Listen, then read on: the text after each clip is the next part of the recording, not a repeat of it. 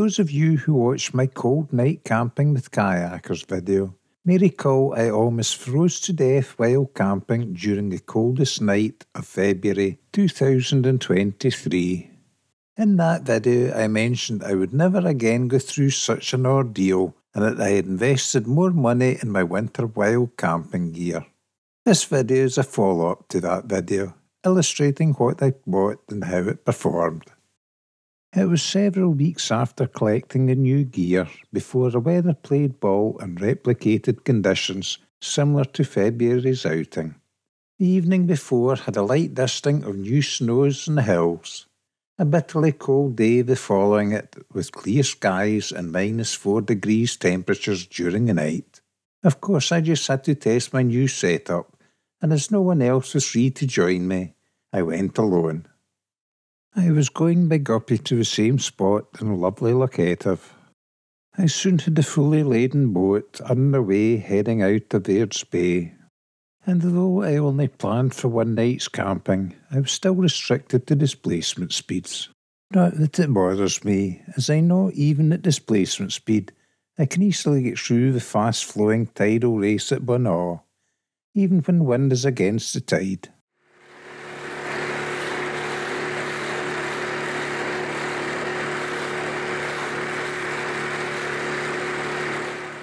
Many folks don't seem to realise that sea lochs can have tide races that will match or even be stronger than the open sea.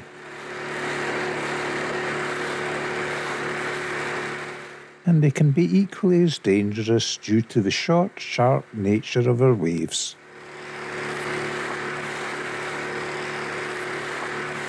I wouldn't have gone through that lot much more in displacement speed, even if I could.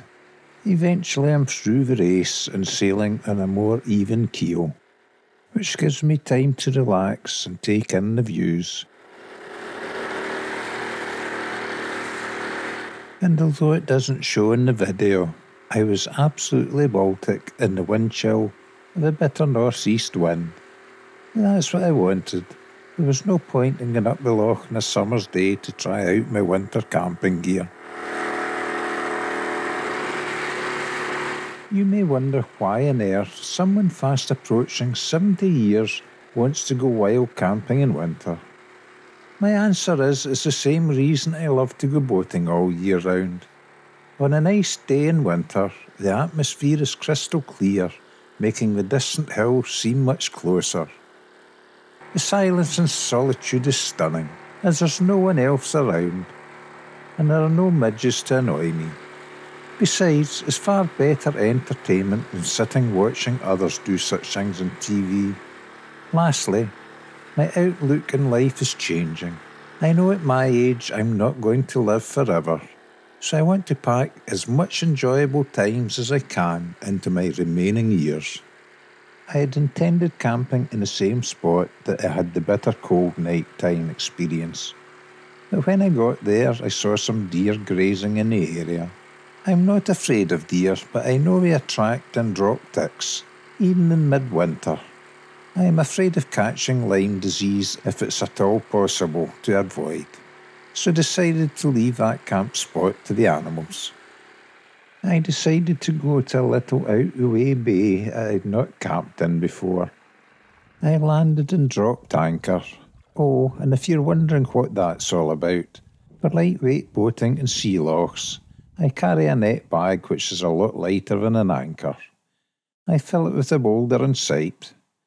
Some may say an anchor is essential safety gear in a boat, but in my opinion, on a 200 to 400 foot deep sea loch, where wind and the tide will take you to shore, and I could row there anyway, I'm not sure it's essential. I would agree that a proper anchor is essential at sea, but that's just me. I then headed to land to try my new first purchase. A small, lightweight Helinox chair. It's a Rolls Royce of chairs as it cost a ton. I've always wanted one but could never justify the price. But now I know my camping days are limited, I want to try a bit of luxury. And I must say it is an excellent, very robust and comfortable portable chair. And I'm no longer relying on cheap chairs other campers leave behind. which I find and use. I then attach cheap Cotswold chair feet, which stop the legs sinking into soft ground, and I'm delighted with this chair purchase. I appreciate that a Helinox chair is not everyone's cup of tea, but as I enjoy coffee, it was then time for a relaxing slurp and enjoy the views from my campsite.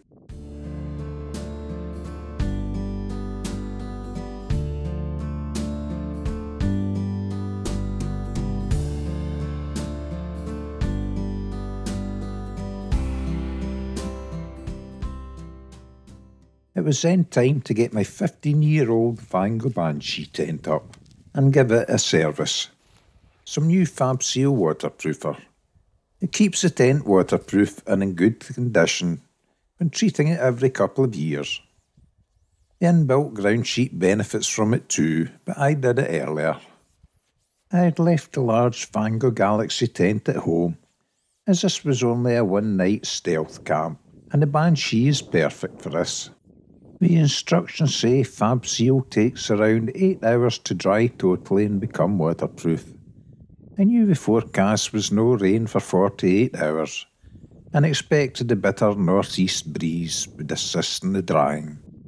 I did wonder if the smell of the waterproofer would affect me that night, as they recommend using it outdoors. But I took the attitude that the smell of waterproofer plus tins of Brewdog would ensure I slept well during the freezing cold nights. However, there was no noticeable smell from the tent when I went to bed, well apart from my old socks. And thinking about Brewdog beer, that put me in the mood to try my new Helinox chair out again, and I thoroughly enjoyed the experience of watching the paint dry in my tent. Sometimes it's the simple things in life that are the best. Knowing I had a bitter cold evening in front of me, my next task was to collect and cut wood for the fire. I don't cut trees and only use driftwood. As it was still damp, I stacked the logs so as I could sit and watch the wind dry them as I enjoyed another beer. Having carefully prioritised my campsite tasks in order of importance, my next job was to let the brand new Alp Kit Closer self-inflating insulated sleeping mat inflate, and it's not an easy job saying all that after a beer or three.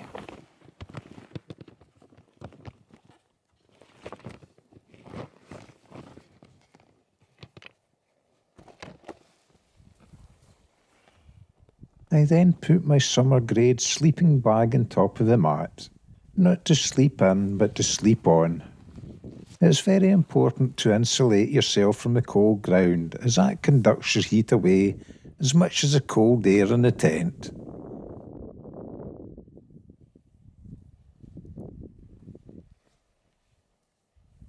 Finally, I put the new Alkip Sky 800 duck-down sleeping bag on top and inserted a Sea to Summit thermal liner. If that lot didn't keep me warm, then I promised myself I would give up the notion of winter camping. All the exercise and beer had made me a little hungry, so I sat in the new chair again and had lunch. Then I set about the task of sighting a fire. I don't use stone rings or make fires in grass. That is for cowboys and those who fail to understand how a true arsonist builds a fire. I start with a strong rear wooden wall and build my fire in front of it. The wooden wall dries as the fire burns and also reflects the heat back towards my seat. It's not the sight of the fire that warms me, it's reflected heat. Cowboys and low stone rings miss that point completely, as well as leaving unsightly rings wherever they had their fire. Happy my campfire was now set up. It was time for another slurp. This time some coffee, as I wanted to keep beer for the evening fire. After coffee it was time to tour a little more of the loch and get more firewood in case it was a long cold evening.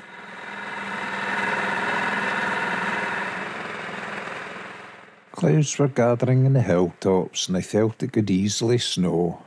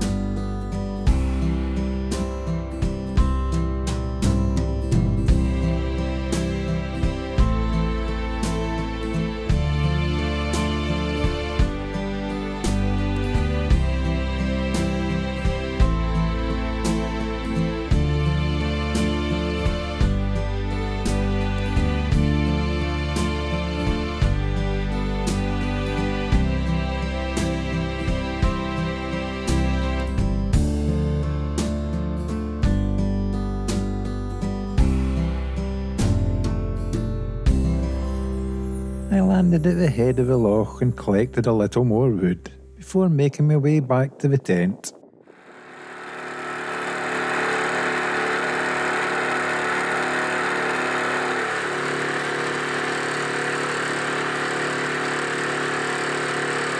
All the time I was looking for an old friend. Then eventually I spied him. The sea eagle is Scotland's largest bird, and when he saw me he took to wing and followed around half a mile down the loch. A lovely encounter of nature in the raw.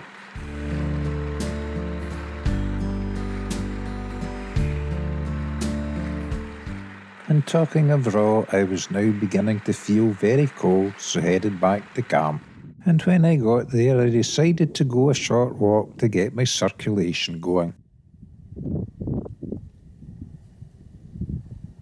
To work up an appetite for my dinner, and of course to make me thirsty for more brewdog.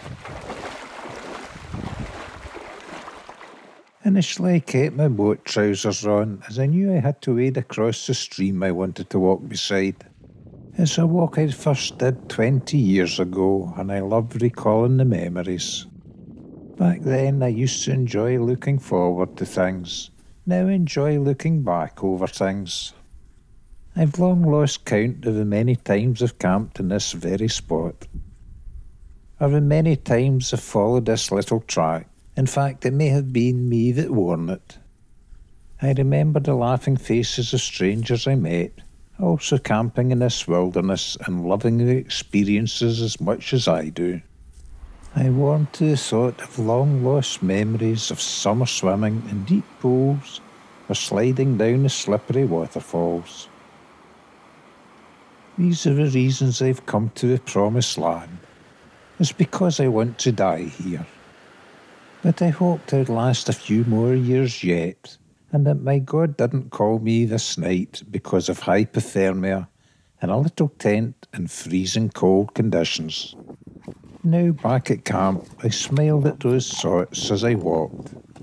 I was now starving and very thirsty, so time for my evening meal. In double quick time, I assembled my Primus stove.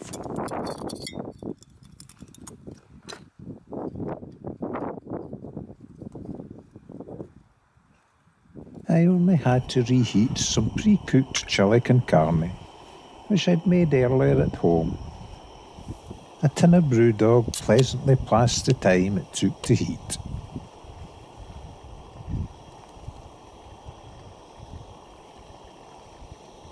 And although I say it myself, it was a very excellent slurp and scoff. I do so love wild camping and all it entails. And now, as temperatures started to drop dramatically, it was time to get the fire going. When I learned my bushcraft skills in the Boy Scouts, I was allowed 3 matches to get the wood burning. Now I'm happy to do it with 1 gas cylinder, as there's not so much pressure on me.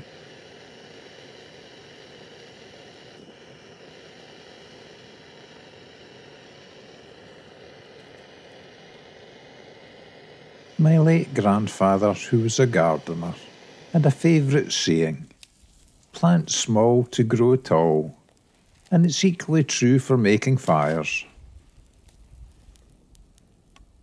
Of course, you have to be prepared and accept that making fires can be very thirsty work. So as per Boy Scout motto, be prepared. I had made sure I had enough brewdog and firewood to last the evening. The fire for me is the focal point of the campsite, and it makes me relax and enjoy watching the sun light up the distant hills as it slowly sets. The sight of the failing light was absolutely stunning, and the only sounds I heard were the rustle of the wind and the crackling of the fire.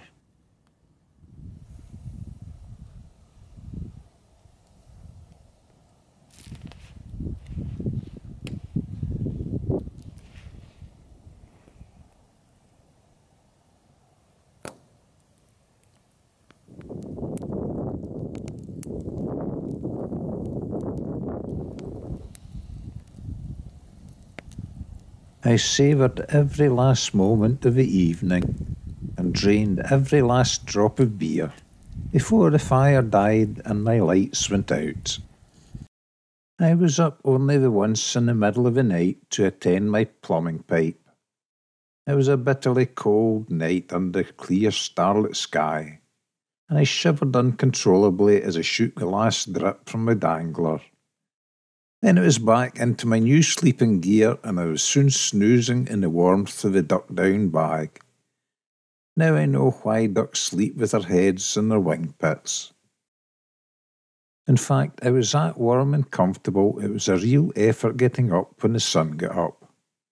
A quick look out the tent proved the permafrost was thick and white in the ground. Both my tent and the boat were stiff with cold. But thanks to my new winter sleeping kit, I was warm, supple and raring to go. And I was delighted I didn't die of hypothermia. I was hungry for breakfast cereal and found my milk, which had been inside the storage box, was frozen. It's not curdle lumps in the cereal, it's icy milk. My coffee water was solid too, I could have skated in it. Which all goes to show how cold it had been during the night, yet I had been warm as toast. As I had breakfast, I happily watched the sun rise above the hills. Its rays touched the frosted grass with a weak golden glow. It was a beautiful, bitter cold morning, with not a touch of wind to ripple the water. After I finished my breakfast, I then dismantled the camp, taking time to scatter the few remaining ashes from last night's fire. The next high tide will remove all trace. I checked I had not left anything where my tent had been. Not a single scrap of glitter was to be seen. I took only photographs and memories. Then I was on my way heading for home. Happy as a warm boy. I'm delighted with my winter camping gear, and my only regret being I bought it at the start of the spring. Still, I look forward to next winter. I hope you've enjoyed the video, and thanks for watching.